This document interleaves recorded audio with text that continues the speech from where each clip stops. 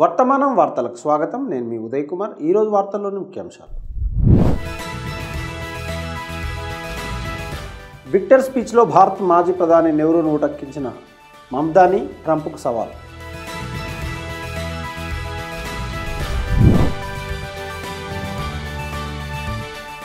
SIR వ్యతిరేక ర్యాలీకి నేతృత్వం వహించిన మమత చేతనైతే ఆపమని సువేందు సవాల్.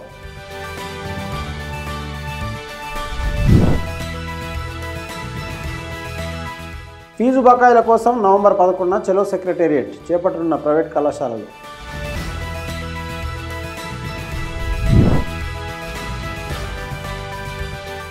జూబ్లీహిల్స్లో కాంగ్రెస్ బీఆర్ఎస్ పోటాపోటీ, ముస్లింల ఓట్లే కీలకం. న్యూయార్క్ నగర మేయర్గా ఎన్నికైన జోహ్రాన్ మబ్దానీ వలసలపై కొరడా చులిపించిన అమెరికా అధ్యక్షుడు డొనాల్డ్ ట్రంప్ను సవాల్ చేశారు. న్యూయార్క్ వలసదారుల వల్లే శక్తిని పొందుతుందని, వలసదారుడి నాయకత్వంలో ఉంటుందని నొక్కి చెప్పారు. తన విజయం ఒక రాజవంశాన్ని కూల్చివేసిందని అన్నారు. అంతేకాదు, నేరుగా అధ్యక్షుడు ట్రంప్ను ఉద్దేశించి కీలక వ్యాఖ్యలు చేశారు. ట్రంప్, ఇదంతా మీరు చూస్తున్నారని నాకు తెలుసు. మీకు చెప్పడానికి నా వద్ద 4 మాటలు ఉన్నాయి. సౌండ్ పెంచుకొని వినండి. మీరు మాలో ఎవరినైనా చేరుకోవాలంటే మా అందరినీ దాటాలి. మీకు జన్మనిచ్చిన నగరంలో మీరు ఓటమి పాలయ్యారని వ్యాఖ్యానించారు. అంతేకాదు, ఒక నిరంకుశుడిని భయపెట్టడానికి ఏదైనా మార్గం ఉంటే అది అతను అధికారాన్ని కూడగట్టుకోవడానికి అనుమతించిన పరిస్థితులను కూల్చివేయడం ద్వారా సాధ్యమవుతుందని మమ్దానీ అన్నారు. మన నగరంలోని డొనాల్డ్ ట్రంప్లు తమ అద్దెదారులను ఉపయోగించుకోవడంలో చాలా సౌకర్యంగా ఉన్నారు. కాబట్టి మేము చట్ట భూస్వాములను లెక్కలోకి తీసుకుంటాం. ట్రంప్ లాంటి బిలియనీర్లు పన్నులు ఎగ్గొట్టేందుకు, పన్ను మినహాయింపులను దోపిడీ చేయడానికి అనుమతించిన అవినీతి సంస్కృతిని మేము అంతం చేస్తామని మమ్దానీ అన్నారు. మార్పు కోసం, నవశకం కోసం ఈ రాత్రి తీర్పు వెల్లడైంది. జనవరి 1న నేను మేయర్గా ప్రమాణ స్వీకారం చేస్తాను అని జోహ్రాన్ వెల్లడించారు. ఈ సందర్భంగా నెహ్రూ ప్రసంగం ట్రిస్ట్ విత్ డెస్టినీ ప్రస్తావించారు. నవశకం వైపు అడుగు వేసినప్పుడు, ఒక యుగం ముగిసినప్పుడు చాలా కాలంగా అణచివేతకు గురైన ఒక దేశ ఆత్మ ఉవ్వెత్తున ఎగిసిపడుతుందని, చరిత్రలో ఇలాంటి క్షణాలు అరుదుగా వస్తాయని మమ్దానీ అన్నారు. తన విజయం న్యూయార్క్ వాసులందరికీ అంకితమని ఆయన అన్నారు. పశ్చిమ బెంగాల్ ముఖ్యమంత్రి మమతా బెనర్జీ, ఆమె ప్రధాన ప్రత్యర్థి సువేందు అధికారి చేసిన ర్యాలీలు, ప్రతి ర్యాలీలు, ఆవేశపూరిత ప్రసంగాలు ఆ రాష్ట్రంలో రాజకీయ వాతావరణాన్ని మరింత వేడి పుట్టించాయి. ఎస్ఐఆర్కు వ్యతిరేకంగా నిన్న కోల్కతా వీధుల్లో నిర్వహించిన భారీ ర్యాలీని దీదీ ముందుండి నడిపించారు. ఈ ప్రక్రియ కేంద్రం ఎన్నికల సంఘం కుమ్మక్కై నిర్వహిస్తున్న నిశ్శబ్ద రిగ్గింగ్ అని, 2 కోట్ల మంది ప్రజల ఓటు హక్కును తొలగించడానికి కుట్ర పన్నుతున్నాయని తృణమూల్ కాంగ్రెస్ ఆరోపించింది. అయితే ఈ నిరసనలపై భాజపా తీవ్రంగా మండిపడింది. భారత రాజ్యాంగ విలువలకు వ్యతిరేకంగా టీఎంసీ వ్యవహరిస్తుందని విమర్శించారు. మమతా బెనర్జీ దీని లోపాలను ఎత్తి చూపాలనుకుంటే సుప్రీంకోర్టును ఆశ్రయించాలని వ్యాఖ్యలు చేశారు. కోల్కతా నడిబొడ్డున జరిగిన భారీ ఎస్ఐఆర్ వ్యతిరేక ర్యాలీ తర్వాత సీఎం తన మేనల్లుడు, టీఎంసీ జాతీయ ప్రధాన కార్యదర్శి అభిషేక్ బెనర్జీతో కలిసి మాట్లాడారు. బీజేపీ ఈసీ అధికారాన్ని చేజిక్కించుకునేటువంటి ప్రణాళికలో భాగంగానే ఎస్ఐఆర్ నిర్వహిస్తున్నారని ఘాటు వ్యాఖ్యలు చేశారు. మొత్తం 4 కిలోమీటర్ల మేర ఈ మార్చ్ కొనసాగింది. మమతా బెనర్జీతో పాటు ఆమె మేనల్లుడు అభిషేక్ బెనర్జీ కూడా ఈ ర్యాలీలో పాల్గొన్నారు. దాంతో ఆ దారులన్నీ తృణమూల్ కాంగ్రెస్ కార్యకర్తలతో నిండిపోయాయి. దీనికి ప్రతిగా ప్రతిపక్ష నేత సువేందు అధికారి సైతం పరివర్తన్ యాత్ర పేరిట ర్యాలీ నిర్వహించారు. టీఎంసీకి వ్యతిరేకంగా నినాదాలు చేశారు. కాగా 2వ దశలో 12 రాష్ట్రాలు, కేంద్రపాలిత ప్రాంతాల ఓటర్ల జాబితా ప్రత్యేక సమగ్ర సవరణ చేపట్టనున్నట్లు ఇటీవల కేంద్ర ఎన్నికల సంఘం వెల్లడించిన సంగతి తెలిసిందే. ఈసీ ప్రకటించినట్టుగా నిన్నటి నుంచి ఈ ప్రక్రియ ప్రారంభమైంది.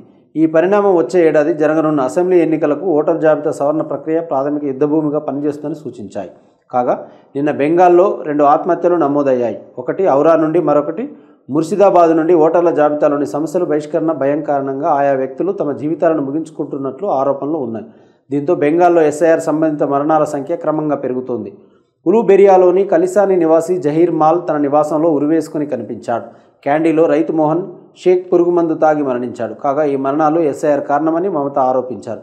ఈ గందరగోళం వెనుక బీజేపీ ఉంది. వారు వ్యాప్తి చేస్తున్న భయం కారణంగా ప్రజలు చనిపోతున్నారని ఆమె అన్నారు. ఎస్ఐఆర్ సందర్భంగా రాష్ట్ర ఓటర్ల జాబితా నుండి ఒక అర్హత కలిగిన ఓటర్ను కూడా తొలగించిన నరేంద్ర మోడీ ప్రభుత్వం పతనం అనివార్యం అవుతుందని మమతా బెనర్జీ హెచ్చరించారు. ఫీజు బకాయిల కోసం ప్రైవేట్ కాలేజీలు ప్రభుత్వంపై ప్రత్యక్ష పోరు నడుం బిగించాయి. ఈ మేరకు తెలంగాణ ఉన్నత సంస్థల సంఘాల సమైక్య ఆధ్వర్యంలో తెలంగాణలోని ప్రైవేట్ ప్రొఫెషనల్ కళాశాలలు చలో సెక్రటేరియట్ ర్యాలీని ప్రకటించాయి. పెండింగ్లో ఉన్న ఫీజు రియంబర్స్మెంట్లకు వ్యతిరేకంగా నిరసనలు కొనసాగుతున్నాయి. దీపావళికి ముందు పెండింగ్లో ఉన్న 1200 కోట్లను విడుదల చేస్తామని రాష్ట్ర ప్రభుత్వం హామీ ఇచ్చింది. అయితే ఇప్పటి వరకు 300 కోట్లు మాత్రమే చెల్లించింది. ఓ వార్తా సంస్థ నివేదిక ప్రకారం ప్రభుత్వ అదనపు డైరెక్టర్ జనరల్ ద్వారా చర్చలు ప్రారంభించి అదనంగా 300 కోట్లు విడుదల చేయడానికి ముందుకొచ్చింది. అయితే కళాశాల యాజమాన్యాలు నిరాకరించి 500 కోట్లు వెంటనే విడుదల చేయాలని డిమాండ్ చేశాయి. అంటే పెండింగ్లో ఉన్న 900 కోట్లలో దాదాపు 50% కాక ఇప్పటికే తెలంగాణలోని ప్రైవేట్ కళాశాలలు నవంబర్ 3 నుండి నిరవధిక సమ్మెను ప్రారంభించాయి. నవంబర్ 8న ప్రైవేట్ కళాశాలల నుండి 1,00,000 మంది ఉపాధ్యాయులతో బహిరంగ సభకు పిలుపునిచ్చాయని నివేదిక పేర్కొంది. మరోవైపు రాష్ట్ర ప్రభుత్వం అధికారికంగా ప్రైవేట్ కళాశాలలో ఫీజు రియంబర్స్మెంట్ కోసం ఆర్థిక సాయం కోసం తెలంగాణ ఉన్నత సంస్థల సంఘాల సమైక్యతో ఒక కమిటీని ఏర్పాటు చేసింది. ఉప ముఖ్యమంత్రి మల్లు భట్టి విక్రమార్క సంస్థ ప్రతినిధులతో ప్రజాభవన్లో వివరణాత్మక చర్చల ద్వారా ప్రభుత్వం ఈ కమిటీని ఏర్పాటు చేసింది. కమిటీ ఒక ప్రత్యేక ట్రస్ట్ బ్యాంకును ఏర్పాటు చేయడం ద్వారా ఫీజు రియంబర్స్మెంట్ పథకం ఆర్థికంగా స్వతంత్రంగా స్థిరంగా మారగలదని అధ్యయనం చేస్తుంది. ఉన్నత విద్యా వ్యవస్థను మెరుగుపరచడానికి సూచనలు ఇస్తుంది. తదుపరి అవసరమైన చర్యలు తీసుకోవడానికి సూచనలు ప్రతిపాదనలను పరిశీలించి 3 నెలల వ్యవధిలో నివేదికను సమర్పించాలని కమిటీని కోరారు. జూబ్లీహిల్స్ ఉప ఎన్నిక తేదీ సమీపిస్తున్న కొద్దీ కాంగ్రెస్ అగ్రనాయకత్వం బీఆర్ఎస్ హోరాహోరీ ప్రచారం చేస్తున్నాయి. ఎన్నికల వాతావరణం వేడెక్కుతోంది. నినాదాలు వాగ్దానాల జడిలో ముస్లిం ఓటు కఠిన పరీక్షను ఎదుర్కొంటుంది. ఈ నియోజకవర్గంలో ముస్లింలదే నిర్ణయాత్మక ఓటు అన్న సంగతి తెలిసిందే. నిన్న ముఖ్యమంత్రి రేవంత్ రెడ్డి రహమత్ నగర్ రోడ్ షోలో ముస్లిం ఓటర్లను ఆకర్షించడానికి వాగ్దానాల వర్షం కురిపించారు. అదే సమయంలో కాంగ్రెస్ ఉంటే ముస్లింలు కూడా ఉంటారు కాబట్టి మా పార్టీకి ఓటు వేయండి అంటూ ముస్లింల మనసులను ఆకట్టుకునే ప్రయత్నం చేశారు. ఇప్పుడు ప్రశ్న ఏమిటంటే ముస్లింల గుర్తింపు ఉనికికి రాజకీయ పార్టీ నీడ అవసరమని రేవంత్ రెడ్డి నమ్ముతున్నారా? చరిత్రలో అనేక సందర్భాలలో ముస్లింలు కాంగ్రెస్కు బహిరంగ మద్దతు ఇచ్చారు. కానీ నరసింహారావు ప్రభుత్వ హయాంలో బాబ్రీ మసీద్ కూల్చివేసినప్పుడు అదే ముస్లింలు కాంగ్రెస్కు అధికారిక మందిరాల నుండి బయటపడేలా చేశారు. నేటికి కాంగ్రెస్ ఈ ఎదురుదెబ్బ నుండి పూర్తిగా కోలుకోలేకపోయింది. కాబట్టి ముస్లింలు రేవంత్ రెడ్డికి అనుకూలంగా వ్యవహరించాల్సిన అవసరం లేదు. రాజకీయ పోషణను కోరుకోవాల్సిన అవసరం లేదు. వాస్తవం ఏమిటంటే ముస్లిం ఓటు బ్యాంకు కాంగ్రెస్ వ్యక్తిగత డొమైన్ కాదు, ఏ పార్టీ విరాళం కాదు. ఇది రాజకీయ స్పృహ ఉన్న ప్రజల అభిప్రాయం, ఆత్మగౌరవం, వారి భవిష్యత్తును ఎంచుకునే హక్కు. ఈ వాతావరణంలో ఎన్నికల ప్రచారం తీవ్రమైంది. రహమత్ నగర్లో ముఖ్యమంత్రి వాగ్దానాల వర్షం కురిపించారు. నియోజకవర్గానికి 3,500 ఇందిరమ్మ ఇల్లు, జూబ్లీ హిల్స్కు ప్రత్యేక ప్యాకేజీ, ముస్లిం శ్మశాన వాటికకు భూమి వంటి 6 హామీలను పునరుద్ఘాటించారు. కానీ వాస్తవం ఏమిటంటే కాంగ్రెస్ తన 100 రోజుల వాగ్దానాన్ని నెరవేర్చడంలో విఫలమైంది. ఈ ప్రశ్న ఇప్పుడు ఈ కొత్త వాగ్దానాల బరువును బలహీనపరుస్తుంది. కొత్త మంత్రి మహమ్మద్ అజరుద్దీన్ తన మొదటి ప్రసంగంలో బీఆర్ఎస్కు ఓటు వేయడం బీజేపీకి ఓటు వేసినట్లే అని అన్నారు. అయితే ఏఐఎంఐఎంకి చెందిన మీర్జా రెహమత్ బేగ్ మెట్రో విస్తరణ నిర్ణయానికి ప్రభుత్వానికి కృతజ్ఞతలు తెలుపుతూ కాంగ్రెస్ అభ్యర్థికి మద్దతు ఇవ్వాలని విజ్ఞప్తి చేశారు. ఈ సందర్భంగా రేవంత్ రెడ్డి స్వరం పెంచారు. అటు కేటీఆర్ సోమాజిగూడ రోడ్ షోలో చాలా దూకుడుగా వ్యవహరించారు. జూబ్లీహిల్స్ కేవలం ఒక నియోజకవర్గం మాత్రమే కాదు, ఈ ఎన్నికల వాతావరణం తెలంగాణ రాజకీయ ఆలోచన కొత్త పటాన్ని ఆవిష్కరించనుంది. ఇక్కడ ఓటర్లు భావోద్వేగాల ఆధారంగా మాత్రమే కాకుండా పనితీరు, పారదర్శకత, అభిప్రాయాన్ని గౌరవించడం ఆధారంగా తీర్పు ఇవ్వబోతున్నారు. ఈ నేపథ్యంలో జూబ్లీహిల్స్ ఉప ఎన్నిక ఒకే సీటు కోసం పోటీ కాదు, కానీ తెలంగాణ సామూహిక రాజకీయ మనస్తత్వానికి పరీక్ష. భావోద్వేగాలు, అనుబంధాలు ఇప్పటికీ పట్టణ రాజకీయాల్లో నిర్ణయాత్మకంగా ఉంటాయా, లేకుంటే పనితీరు, ప్రజా అభిప్రాయం పట్ల గౌరవం కొత్త రాజకీయ ప్రమాణాలుగా ఉద్భవిస్తాయా అనేది అసలు ప్రశ్న.